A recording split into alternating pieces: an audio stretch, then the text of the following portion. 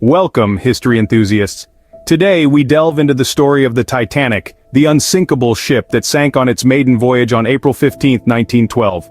The Titanic, a name synonymous with grandeur and tragedy, was lauded as the epitome of luxury and technological excellence. This majestic vessel, crafted with precise engineering and unparalleled craftsmanship, was known as the Unsinkable ship. This title was not just a fanciful moniker, it was deeply rooted in the ship's state-of-the-art design and construction. Titanic's colossal size, coupled with its luxurious features, only served to amplify this belief. The ship's double-hull design was a testament to its perceived invulnerability. However, the location of the compartments within this design was a vulnerability that would play a significant role in the ship's fate. But the Titanic's reputation as the unsinkable ship was not just about its structural design. The inadequate number of lifeboats on board, a result of outdated maritime safety regulations, was another key factor that would contribute to the disaster. Despite being one of the largest ships of her time, the Titanic's lifeboats could only accommodate about half of the passengers and crew. As we journey through this narrative, we will also explore the poor iceberg lookout, the high speed maintained in ice-infested waters, and the miscommunication and delayed response following the iceberg collision. Each of these elements, in isolation, might not have spelled doom for the Titanic, but combined, they created a perfect storm that led to one of the deadliest maritime disasters in history. We'll also delve into the flawed compartmentalization and insufficient lifeboat training, two aspects that further complicated the evacuation efforts, leading to an unimaginably high casualty count. But was the Titanic really unsinkable? Or was it a victim of overconfidence, poor planning, and a series of unfortunate events? Let's explore some critical mistakes that led to its tragic downfall. The Titanic was a marvel of its time, boasting state-of-the-art design and construction. Its size and luxury were unparalleled. Picture a ship, the largest ever built at the start of the 20th century. She was a floating city, designed to transport her passengers across the Atlantic in the grandest of styles. Her name, Titanic, was a nod to her colossal size and strength. The Titanic was not merely a ship, she was a testament to the engineering prowess of her era. Her construction was a blend of robustness and elegance, with a double-hull design that was thought to make her impervious to damage. This double hull, a feature not common for ships at that time, was considered a safety measure that would prevent the ship from sinking. Passengers aboard the Titanic were treated to an array of luxurious amenities. From the opulent grand staircase to the state-of-the-art gymnasium, from the lavish first-class suites to the sumptuous dining rooms, the Titanic was a spectacle of opulence. These features, combined with the ship's size, fostered a belief that she was unsinkable, a belief that tragically proved to be misplaced. Yet for all its cutting-edge design, the Titanic had a critical vulnerability. The ship's compartments, designed to seal off in case of a breach, were located low in the hull.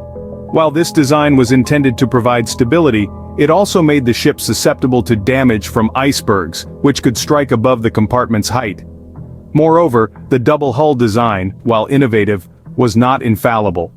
It was believed that the hull could withstand a head-on collision, but a glancing blow, like the one inflicted by the iceberg on that fateful night of April 15, 1912, could cause a series of breaches along the ship's side, compromising its integrity.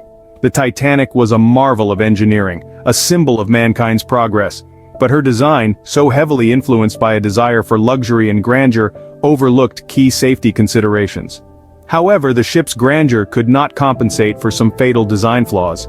The Titanic was ill-equipped for disaster, carrying far fewer lifeboats than needed for the passengers and crew on board. The rules of the sea at the time were antiquated, mandating the number of lifeboats based on a ship's tonnage rather than its capacity.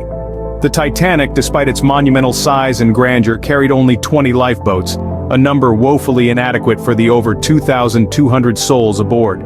These lifeboats could only hold about half of the ship's total population. Just imagine, only half. This was a glaring oversight that would prove catastrophic. The ship was hailed as unsinkable, and this overconfidence perhaps led to the complacency in its preparation for disaster. The ship's lifeboats were not seen as an essential safety measure, but rather an accessory that marred the aesthetic appeal of the deck. In the end, the lack of lifeboats contributed significantly to the high death toll. Despite receiving iceberg warnings, the Titanic's lookouts were ill-equipped to spot the looming danger in time.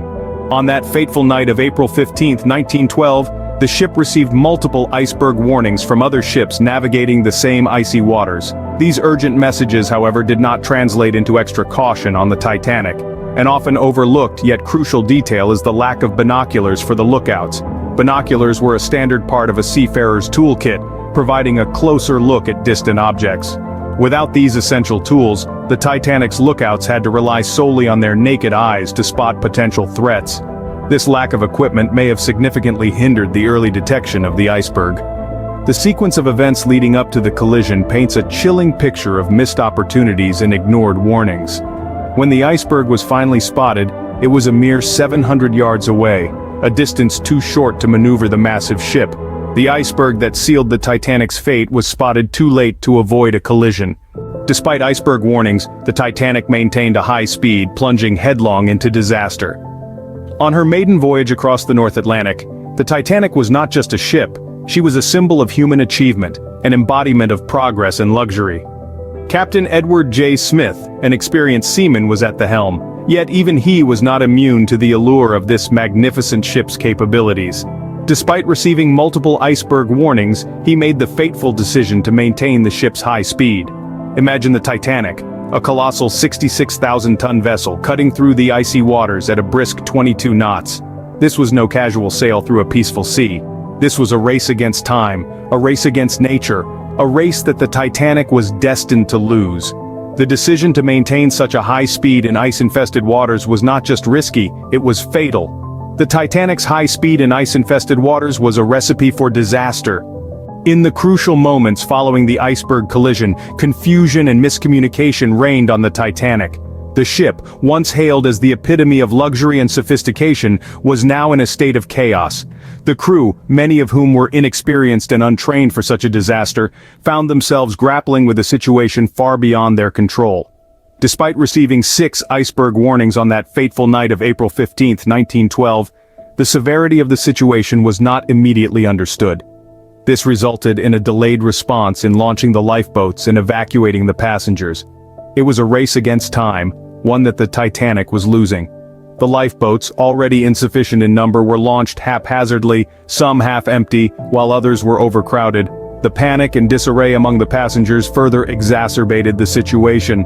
The lack of coordination and effective communication resulted in precious time being lost. The delayed response to the crisis significantly increased the casualty count. The Titanic's sinking was a tragic result of multiple mistakes. In retrospect, the Titanic's tragic end was a perfect storm of errors, each contributing to the disaster in its own way. The ship's design, thought to be invincible, proved to be its Achilles heel. Overconfidence in its double-hull design and compartmentalization overlooked the fact that these compartments could not contain the flood if more than 4 were breached, which, unfortunately, was the case.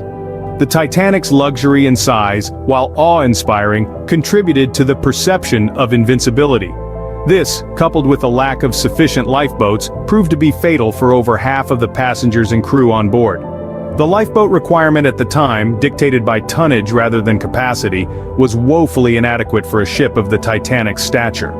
The iceberg lookout was another crucial oversight. Despite receiving iceberg warnings from other ships, the lack of binoculars hindered early detection. Coupled with the Titanic's high speed in ice-infested waters, it was a recipe for disaster. The ship's speed, pushed by Captain Edward Smith despite iceberg warnings, was an unnecessary risk that sealed their fate. Post-collision, miscommunication and delayed response exacerbated the situation. The confusion among the crew and the delayed response in launching lifeboats and evacuating passengers led to an even higher casualty count. Then there was the flawed compartmentalization. The design allowed water to spill over the tops of compartments, leading to the ship's gradual sinking. The insufficient height of the bulkheads was a fundamental design flaw. Adding to the calamity was the lack of lifeboat training. Crew members struggled to load and launch lifeboats effectively, and many passengers became impromptu heroes, stepping in to assist. Each of these mistakes, individually, could have been detrimental. Together, they led to one of the most infamous maritime disasters in history, costing over 1,500 lives.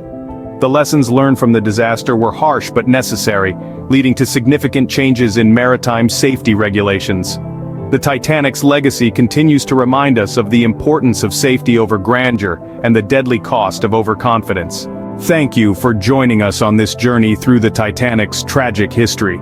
We've delved into the overconfidence in the ship's design, the inadequate number of lifeboats, the poor iceberg lookout, the high-speed navigation in ice-infested waters, the miscommunication and delayed response post-collision, and the flawed compartmentalization that all contributed to this devastating event. We've also shed light on the insufficient lifeboat training that left crew and passengers unprepared for the disaster. This reflection on the Titanic's sinking is not just a step back into history, but a poignant reminder of the lessons we've learned and the safety measures we've implemented since then.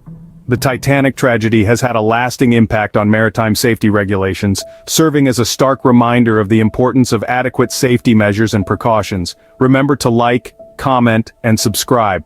Share your thoughts on the Titanic disaster. Did you know about these mistakes before watching the video?